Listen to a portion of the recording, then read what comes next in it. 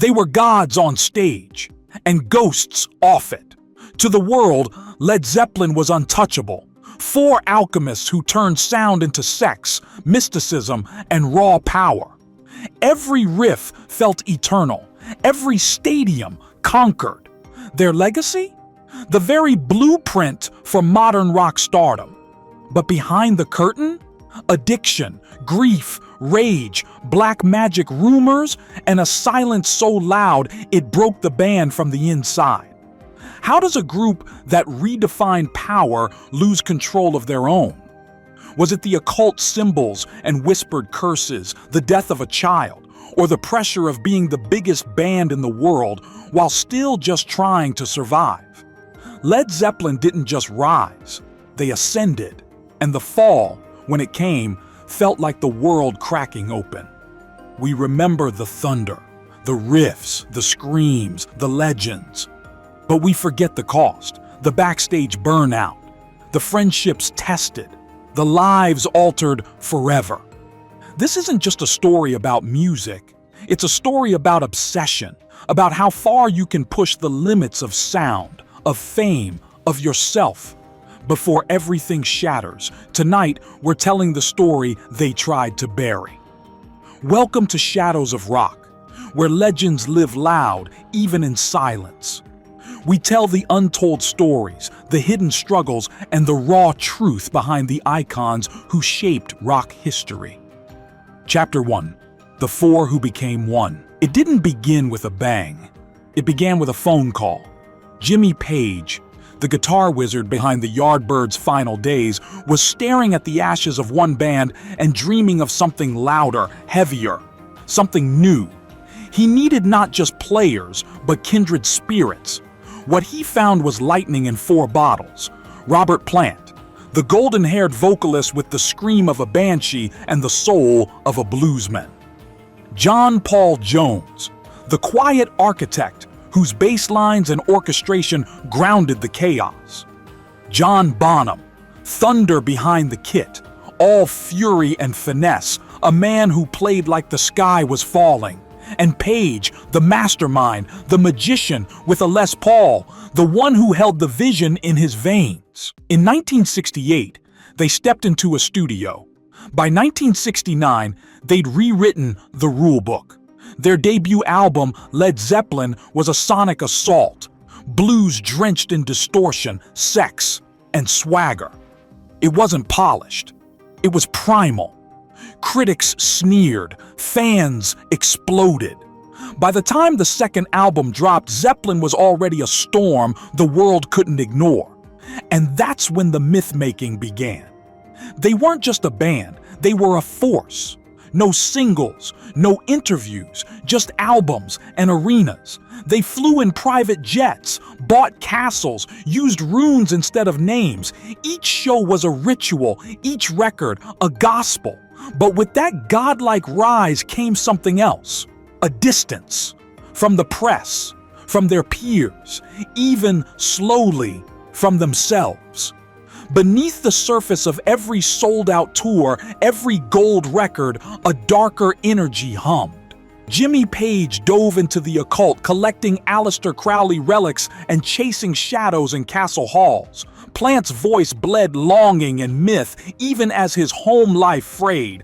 Bonham drank harder, played faster. The beat never stopped, even when the man began to. Jones stayed quiet, observing, holding it all together with one eye on the unraveling. In just a few years, Led Zeppelin didn't just arrive, they consumed. The world wanted gods, so they became them. But gods, even the loudest ones, don't stay in the sky forever. Chapter 2. Hammer of the Gods. The 1970s belonged to Led Zeppelin. By Led Zeppelin 4, they had transcended rock. They weren't just chart toppers, they were cultural thunder. Stairway to Heaven became an anthem for a generation searching for meaning between the smoke and mirrors of post-60s disillusionment. But while the music soared, the lifestyle went deeper into the abyss. They traveled in a Boeing 720B jet named the Starship, complete with a fireplace and mirrored ceilings, Hotel rooms became war zones. Groupies, drugs, smashed televisions. The stories blurred into legend. No band had ever lived this large, this recklessly. Jimmy Page, once the quiet orchestrator, now prowled in velvet and darkness. Obsessed with the occult, he bought Crowley's old manor, Boleskine House, and spoke of unlocking unseen energies. His heroin use, though hidden, began to shape the edges of his once razor-sharp genius. Robert Plant, the lion-maned golden god, was torn between the myth and the man. On stage, he commanded thunder. Off stage, he missed home. The birth of his children, the distance from his wife. It all sat quietly behind the lyrics he howled across the world. John Bonham, Bonzo, became a beast unto himself. With every show, he played like he was breaking free from gravity. Ferocious, precise, otherworldly, but his drinking was escalating. What started as celebration turned into escape, into survival. And John Paul Jones? Still the anchor, still the overlooked genius in the background, stitching together complex arrangements and keeping the machine running. Tour after tour, album after album, the machine kept moving, but the cracks were forming. Silent at first, then impossible to ignore. The music never faltered, but the men behind it were changing. They weren't four brothers in a van anymore. They were isolated monarchs in a kingdom of noise. The press called them mysterious, dangerous. They liked it that way, but in the quiet, when the crowds vanished and the lights died down, there was no one left to talk them down from the ledge. Led Zeppelin had the world in their hands, but they were starting to squeeze too tightly.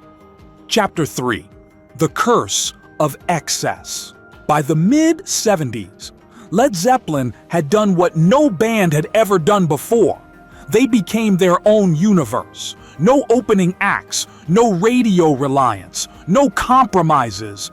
They sold out stadiums in minutes, made millions without even blinking, and the more they rose, the less they listened to anything but the roar of the crowd and the echo of their own legend. But fame, like fire, consumes. Their 1975 tour of America was a circus of chaos. They traveled with bodyguards, mystics, and entourages so large, even the band barely recognized who was on the payroll. Each city was a new tale of destruction, a new attempt to feel something, anything, through the haze of heroin, whiskey, and adrenaline. And then came physical graffiti, an artistic triumph, a double album masterpiece. But behind its brilliance was exhaustion. Robert Plant's lyrics grew darker, more abstract. Page, gaunt and ghostly, seemed lost in his own shadows. Bonham was drinking through the day just to survive the nights. Still, the machine demanded motion, but the universe didn't care about their schedules. It had its own. In August 1975, after a show in Rhodes, Greece, Robert Plant and his family were in a car crash. A brutal one. He shattered his ankle. His wife Maureen nearly died. Suddenly, the golden god was grounded. The band paused, briefly, as Plant healed. But in that pause, the weight of everything came crashing in. The mythology, the grief, the isolation. The press whispered of black magic curses, pointing to Page's occult obsessions. Fans clung to rumors like relics, and the band drifted further into themselves. When Presence was recorded in 1976, it wasn't triumph, it was survival. Plant sang from a wheelchair, Page barely ate. Bonham was unpredictable. Jones, again, held it all together, quietly. They weren't just living hard, they were unraveling. Led Zeppelin had built an empire, but now it was starting to feel like a trap. Chapter 4. When the gods fell to earth. It was supposed to be a triumphant return. In 1910, Led Zeppelin hit the road again. A massive US tour designed to reclaim their throne. The ticket sales were staggering. The demand, biblical. But what followed was not a victory lap. It was a slow-motion implosion. Backstage at the Oakland Coliseum, things turned violent. Zeppelin's security clashed with local staff, and their manager Peter Grant, known for his fierce protection of the band, was at the center of it. Fists flew, charges were filed. The headlines shifted from music to mayhem, and then came the moment that cracked it all. In July 1977, during a stop in New Orleans, Robert Plant received a call. His son, Karac, just 5 years old, had suddenly died of a stomach virus. Plant collapsed. The band canceled the rest of the tour, and silence fell, heavier than ever. For the first time, Led Zeppelin looked mortal. Behind the scenes, Plant was devastated. He considered walking away from it all, from music, from the road, from the myth. His grief was not theatrical, it was total. And it haunted everything that came after. Page, already slipping into heroin addiction, buried himself in shadows. He rarely spoke to the press, rarely smiled. On stage, he was still the sorcerer. Off stage, he was a ghost. Bonham spiraled.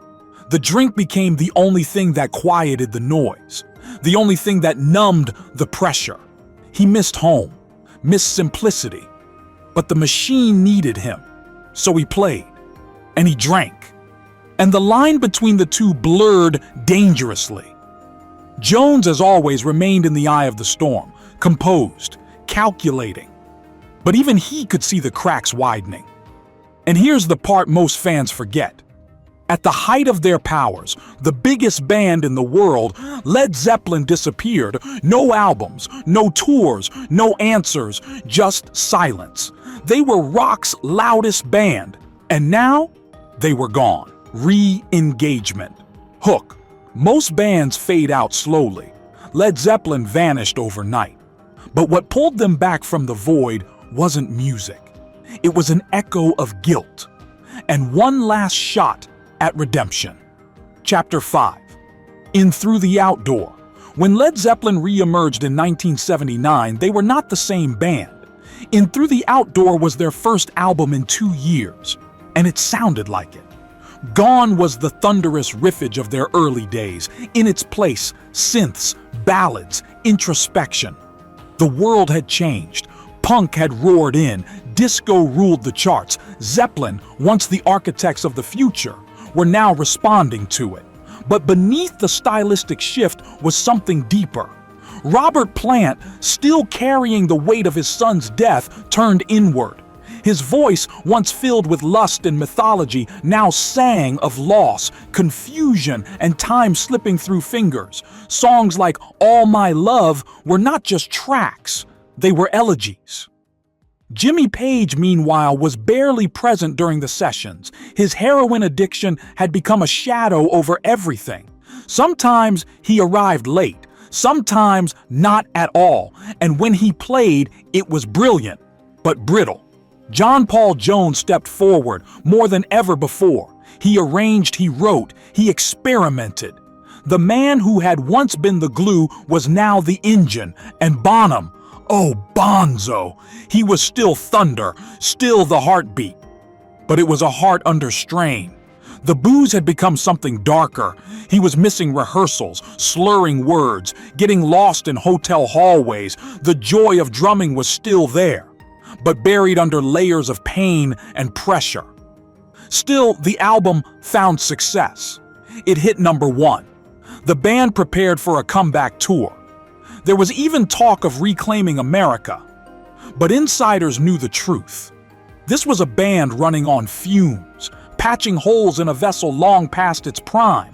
They booked rehearsals, planned flights, tried to believe in tomorrow. But fate had already made up its mind. The end wasn't a bang, it was a breath. One man, in one bed, after one too many drinks. The fall was coming, and nothing, not fame, not fortune, not even music, could stop it now. Chapter 6, Bonzo's Last Beat. It was supposed to be just another rehearsal. a warm-up for a tour that would bring Led Zeppelin back to America, back to the roar and the lights. But on September 24th, 1980, something shifted, something irreversible. John Bonham, the thunder behind Zeppelin, arrived for rehearsal at Jimmy Page's house in Windsor. By all accounts, he was in a dark place. Friends said he hadn't been sleeping, hadn't been happy. He drank. A lot. More than usual. Over the course of the day, Bonham consumed over 40 shots of vodka, not as celebration, not as ritual, but as escape. He passed out. They laid him on his side, hoping he'd sleep it off, hoping he'd be all right. He wasn't. By the next morning, John Bonham was gone, just 32 years old, choked by his own silence. The news shattered the music world. Fans couldn't believe it. Zeppelin without Bonham? Impossible. But inside the band, the decision was immediate. Led Zeppelin wasn't just 4 players, it was a chemistry. Volatile, sacred, irreplaceable. Without Bonzo, there was no beat, no pulse, no band. They issued a simple statement. We wish it to be known that the loss of our dear friend and the deep sense of undivided harmony felt by ourselves and our manager have led us to decide that we could not continue as we were. No farewell tour, no final concert, just an end. The man who had played like a hurricane had gone still, and with him, the mightiest band of the 1970s fell silent. For Page, it was a descent into grief and addiction. His guitar, once a weapon of God's, went quiet. Plant, devastated, questioned everything. The music, the fame, the myth. Jones retreated into other projects, his brilliance still intact. But the magic fractured. And Bonham? He became a symbol of what the music gave and what it took. Fans gathered, whispered, mourned. Because when Bonham died, it wasn't just a drummer that vanished. It was the heartbeat of Led Zeppelin. Chapter 7. Echoes in the Hall of the Mountain. King. After the silence came the echoes. Led Zeppelin was no more, but their shadows stretched long across the 1980s and beyond. Every time a stadium filled with distorted guitars and screaming fans, Zeppelin's fingerprints were there, etched into the foundation. But for the surviving members, legacy wasn't comfort. It was a mirror, and not all reflections were kind. Jimmy Page, once the high priest of guitar sorcery, drifted through the 80s in a haze of substance and regret. He formed the firm, dabbled in solo work, but nothing matched the magic he had once conjured. On stage, he still wore the dragon suit, but inside the fire flickered low. Robert Plant did what few expected. He moved forward. He released solo albums that leaned into new sounds, pop influences, and emotional introspection. He rejected the idea of being frozen in time. And for years, he avoided Zeppelin's shadow like a ghost that had haunted him long enough. John Paul Jones stayed quiet, as he always had. He composed, produced, rebuilt himself far from the limelight, the most stable of the trio. Yet even he couldn't outrun the weight of what they had lost. The band reunited only a handful of times. At Live Aid in 1985, at the Atlantic Records 40th anniversary concert, and most famously in 2007 at London's O2 Arena with Bonham's son, Jason, behind the kit. For a few hours, it was as if time folded. The riffs roared, the gods walked again. But even then, Plant declined to take it further. He had seen too much, lost too much, and knew in his bones that magic doesn't strike twice. Meanwhile, the myths only grew louder. Whispers of curses, of Crowley's ghost, of a band that flew too close to the sun and paid in blood. But maybe it wasn't a curse. Maybe it was just the price of alchemy. When you mix talent, ego, grief, and power in equal measure, something volatile is always bound to erupt. Zeppelin didn't fade. They exploded, then vanished into legend. Chapter 8. Legacy. The price of power. Led Zeppelin didn't just leave a mark on music. They carved a canyon into the soul of rock. They redefined what a band could be, what a song could sound like, what a stage could feel like. From the first thunderclap of Bonham's drums to the final howl of Plant's voice echoing through the O2 arena, Zeppelin was never about moderation. They were excess, purity, mystery, all rolled into one sonic juggernaut. But their legacy is a double-edged sword. They opened the door to a new world of artistic freedom, but they also became a blueprint for self-destruction. The mansion parties, the occult flirtations, the brutal tours, the blind eye to their own unraveling, they were idolized, yet deeply misunderstood. We remember the power chords, but forget the loneliness of being unreachable.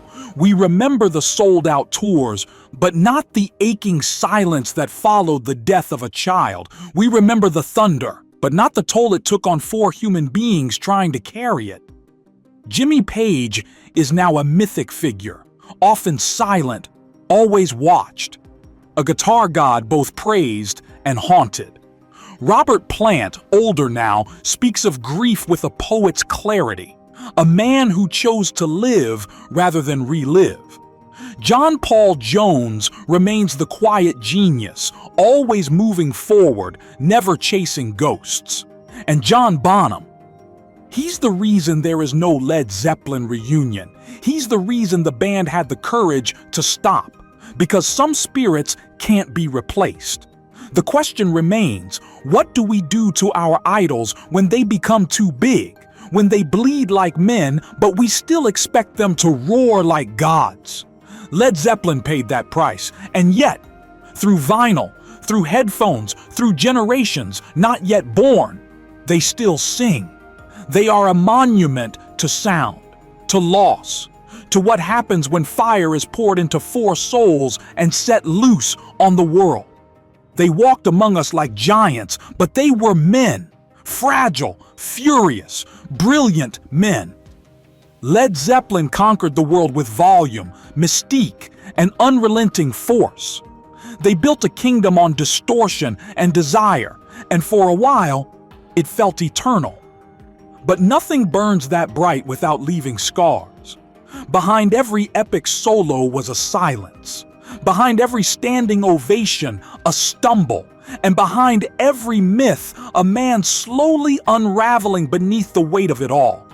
We listen to Kashmir, to Black Dog, to Stairway to Heaven, and we remember the power. But now, we also remember the pain, the sacrifice, the human cost of becoming legends. So what's your Zeppelin story? Your first time hearing that riff? The moment the lyrics cracked open something inside you, tell us in the comments, what's your favorite Led Zeppelin track and what does it mean to you? Because these songs aren't just echoes of the past, they're pieces of who we are. And if this story moved you, wait until you see what happened when another icon flew too close to the sun. Tap here to watch the short, tragic downfall of the Jimi Hendrix experience, because in the shadows of rock, truth waits quietly until someone dares to tell it. The light fades, the music never does. This was Shadows of Rock.